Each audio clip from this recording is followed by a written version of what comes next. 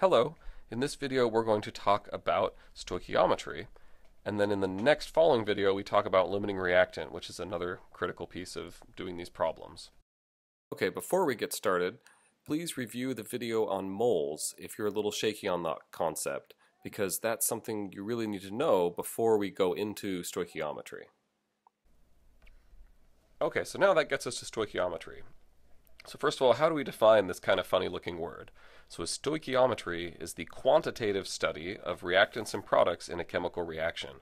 So by quantitative, that means we're going to quantify it, which means we're going to put numbers onto it. So we have 5 grams of reactant. How much product are we going to make? What are the numbers associated with this chemical reaction? And so for example, if you have 3 molecules of hydrogen and 1 molecule of nitrogen, they'll react to form 2 molecules of ammonia, NH3. So when you look at a balanced chemical equation, it's telling you 3 molecules, 1 molecule, 2 molecules. It's also telling you that you have 3 moles, 1 mole, and 2 moles, because you could use any counting unit you wanted. You could use dozens, 3 dozen hydrogen molecules, 1 dozen nitrogen molecules makes 2 dozen ammonia molecules. But we tend to use moles for this because it's much simpler to work with. So keep this in mind. Anytime you see a balanced chemical equation, then you can just take the coefficients, and that tells you how many moles of one thing react with how many moles of something else to form however many moles of these products. Another way we can say this is 3 moles of hydrogen is stoichiometrically equivalent to 2 moles of NH3, of ammonia. This is not the same as saying they're equal, because while they're different compounds, it's not really fair to say that they're equal. But we can say that in this balanced chemical equation, if you got 3 moles of hydrogen and enough nitrogen, you'll make 2 moles of ammonia. And so your textbook uses this funny little equal sign to denote stoichiometrically equivalent. Normally I don't ever use this equal sign, and I don't write it like this because I don't find that too helpful for me. Instead, I'll use conversion factors like this. So you can make a ratio between 3 moles of hydrogen and 2 moles of ammonia. You can also make the inverse of that, 2 moles of ammonia over 3 moles of hydrogen. And you can do this between any of the compounds described by your balanced chemical equation. So using these ratios, we can start to do simple problems.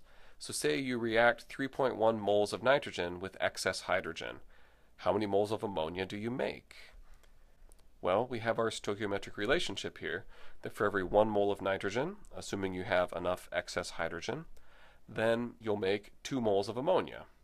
And so we can use this to answer this question. So we start with 3.1 moles of nitrogen, and now we use this conversion factor, this ratio, from the balanced chemical equation. 2 moles of ammonia, 1 mole of nitrogen. Now we want to put nitrogen on the bottom so that we can cancel out moles of nitrogen. When you crank the math, you get 6.2 moles of ammonia. And this answers the question. How many moles of ammonia can you make? 6.2.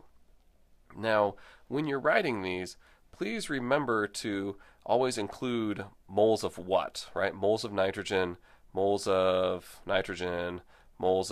ammonia, right? So put the chemical in there too, because you can cancel out moles of nitrogen, and you're left with moles of ammonia, which is what you want. And so that's the simple backbone of all stoichiometry. So being able to do the math in terms of moles is nice, but we don't usually start with moles. Usually you weigh something out on a scale and you have grams, or you want to know how many grams of product you're going to make, something like that. So we need to be able to use stoichiometry to talk about mass-to-mass conversions. So say we have a super duper simple chemical reaction. We're going from A to B. You may be tempted to just use the mass of A and turn it into mass of B. Say this looks like a 1-to-1 ratio, so if I start with 5 grams of A, I'm going to make 5 grams of B. And that's not really true. You can get yourself into a lot of trouble if you try to go directly from mass to mass, so don't do that. What you have to do instead is go from the mass of A to the moles of A, and how to go from grams to moles is you use the molar mass. Then you can use the mole relationship, the mole ratio from the balanced equation, and you can go from moles of A to moles of B. And this step down here on the bottom in green is what we just did in the last example. We went from moles of a reactant to moles of a product. Same thing here. Then once you have moles of product, you can then use the molar mass of that product to determine how many grams of product you made. So anytime you have a mass to mass conversion, you have to do this process. You have to go through the molar mass, then the mole ratio, and then back through the other molar mass. Seems a little roundabout, but it's what you have to do. Alright, so here's another example. Back to the same equation, say you react 23 grams of nitrogen with excess hydrogen. So how many grams of ammonia are you going to make? So you start with grams, and then you're going to convert it into moles of nitrogen. Then from there you use the mole ratio to get to moles of ammonia, and then you can use the molar mass to get you back into grams of ammonia. So it's a good starting place to just write down the experimental quantity you're beginning with, 23. This is grams of what? Grams of nitrogen. Okay, and so from the periodic table you can look up that 28.02 grams of nitrogen, and so we're talking about molecular nitrogen here. And so whenever you talk about molecular nitrogen, you have to use the molar mass for N2. So nitrogen on the periodic table is 14, but here we need to use 28 because we're talking about N2 molecules. So keep that in mind. If you ever have a diatomic gas, you have to use the molar mass of the diatomic gas.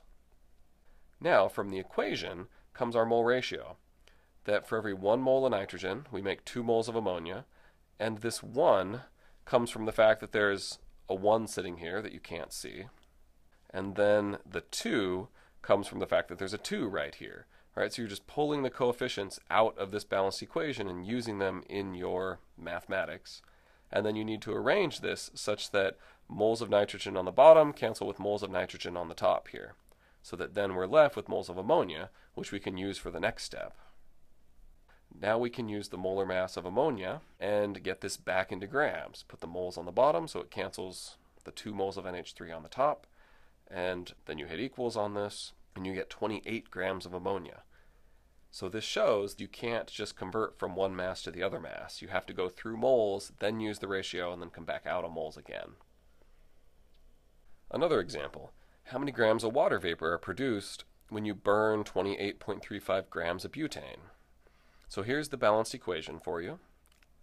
And well, you're going to start with the grams of butane, and then you'll convert that into moles. Use the mole ratio between butane and water, because we're looking for water. The question asks for how many grams of water vapor, so convert to water because that's what we're looking for. You can convert from grams of butane into any of the other compounds present in this reaction, and that would work just fine. But what are we looking for? We're looking for the water here because that's what the question asks. Then once you have moles of water, you can use the molar mass and get grams of water. So I encourage you to pause the video, give this a try, and then I'll put the answer up in a second. Okay, so we start with the mass of butane. Now the molar mass of butane is this, 58.122. We want to put the grams on the bottom so it cancels out the grams that we started with. And now we can use the mole ratio. From the equation, there's a coefficient 2 in front of butane, C4H10, so we put the 2 in here.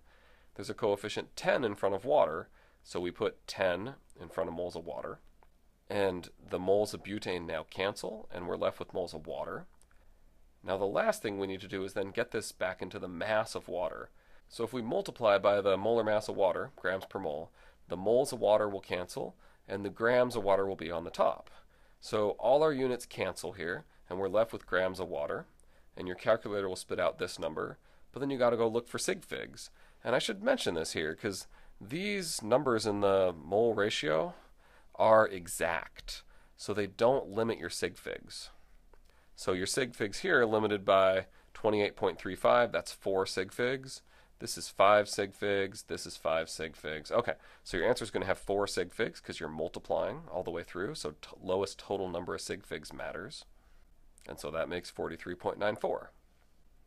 Okay, so this idea of going from mass to moles and then from moles back to mass is going to be the start of a number of times we do this idea.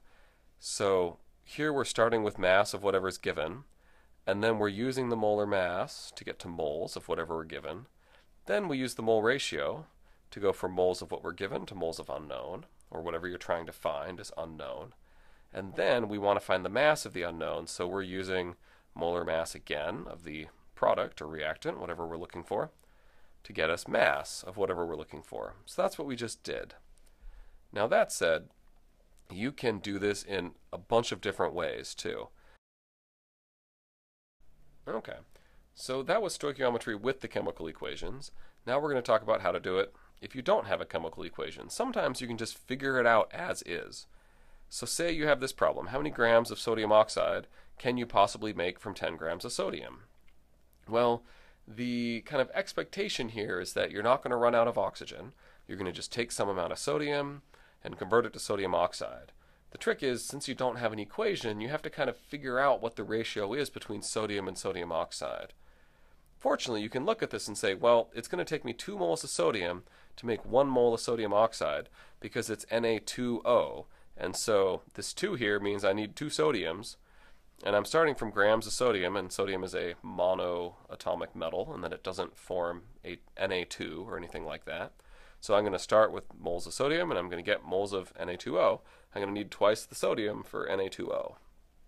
Okay, so now from here we have a mole ratio, and then we can just go about doing stoichiometry like we've done before. So this is really just a stoichiometry problem where you have to do this extra step first of looking at the problem and thinking about what the relationship is between atoms. So now to actually finish the problem, we start with 10 grams of sodium because that's the number we have. Now whenever we use a mole ratio, we have to talk about moles, and so we need to go from grams into moles, so there's that step.